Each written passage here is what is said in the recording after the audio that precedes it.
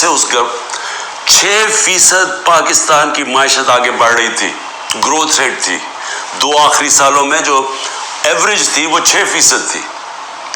تو کتنی دفعہ پاکستان کی معیشت تیزی سے اوپر گئی ہے. انڈسٹری بڑھ رہی تھی، دولت میں اضافہ تھا، پر کیپٹا انکم بن رہی تھی، ٹیکس بڑھ رہے تھے، ایکسپورٹس بڑھ رہی تھی، ریمیٹنسز بڑھ رہی تھی. تو جب ایک ملک ترقی کر رہا تھا، اس گورنمنٹ کو گرا کے جس کو لے کے آئے ہیں، انہوں نے کیا کیا ہے؟ انہوں نے جو ان کی جو پالیسیز تھی، اور یہ ہمیشہ یہ ملک بینکرپٹ چھوڑ کے گئے ہیں. 99 میں بھی جب یہ نون لیگ گئی ملک بینکرپٹ تھا، 2018 میں بھی بینکرپٹ کر کے گئے، اور پھر آتے ساتھ ہی ایک اکانومی جو چل رہی تھی اس کو بینکرپٹ کر دیا. انہوں نے کیا کیا؟ انہوں نے پہلے بھی جب ایکسچینج ریٹ کو زبردستی روک دیا جب 2018 میں، تو ایکسپورٹس گر گئی. انہوں نے روپے کو جب اوپر رکھا جو اس کی مارکیٹ ویلیو نہیں تھی، تو اسے ہوا کیا؟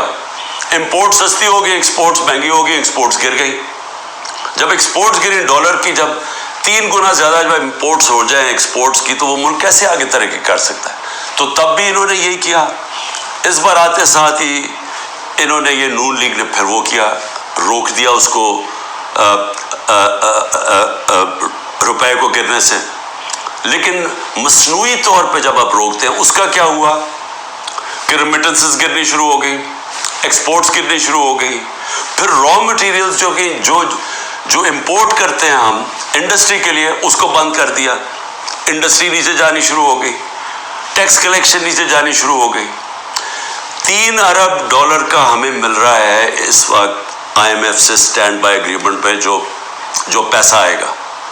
$7 ارب صرف 1 سال میں پاکستان کو نقصان ہوا ہے ایکسپورٹس کی کمی میں اور ریمیٹنسز کی کمی میں. ریمیٹنسز کی کمی میں کیوں ہوا؟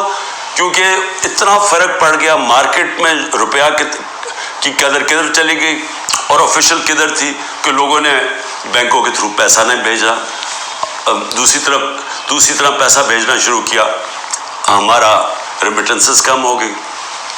اور ایکسپورٹس کم ہونی تھی، جب انڈسٹری کے اوپر انہوں نے را مٹیریل بند کر دیا، ایکسپورٹس کم ہو گئی. تو $7 ارب کا 1 سال میں کمی آئی ان کے دور میں، جبکہ $3 ارب کا ہم اب قرضہ لے رہے ہیں. قرضے بڑھتے جا رہے ہیں، آمدنی سکڑتی جا رہی ہے. کوئی ملک چل سکتا ہے ایسے؟ اور کتنی دیر چلے گا؟ اور پھر اوپر سے سیاسی استحکام ہی نہیں ہے. لوگ ملک چھوڑ کے جا رہے ہیں، ملک سے ڈالرز باہر جا رہے ہیں. جب پروفیشنلز بھی باہر جا رہے ہیں اور ڈالرز بھی باہر جا رہے ہیں، تو آگے کیا رہے گا مستقبل پاکستان کا؟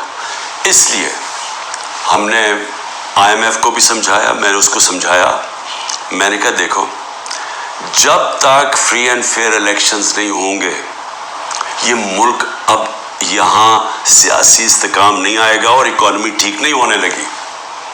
لیکن بدقسمتی کیا ہے کہ حکومت دوسری، یہ جو پالیسیز ہیں جو پاور میں بیٹھے ہیں، وہ دوسری طرف جا رہے ہیں. بجائے صاف اور شفاف الیکشن کروا کے ایک سیاسی استحکام آئے، ایک ایسی حکومت آئے جو پبلک کی ووٹ سے آئے، پبلک کے مینڈیٹ سے آئے، 5 سال کے لیے آئے، وہ پھر مشکل فیصلے کرے. مشکل فیصلے کا مطلب اصلاحات کرے. اصلاحات تب ہوتی ہے ملک میں جب پبلک ایک گورنمنٹ کے ساتھ کھڑی ہو، اعتماد رکھیں گورنمنٹ میں، تب مشکل فیصلے ہوتے ہیں. جب وہ گورنمنٹ ان کو کہے کہ یہ ہم اس ملک میں سرجری کر رہے ہیں، یہ ہم اصلاحات کر رہے ہیں، آپ کو شروع میں تکلیف ہوگی لیکن بعد میں آپ کے حالات بہتر ہو جائیں گے.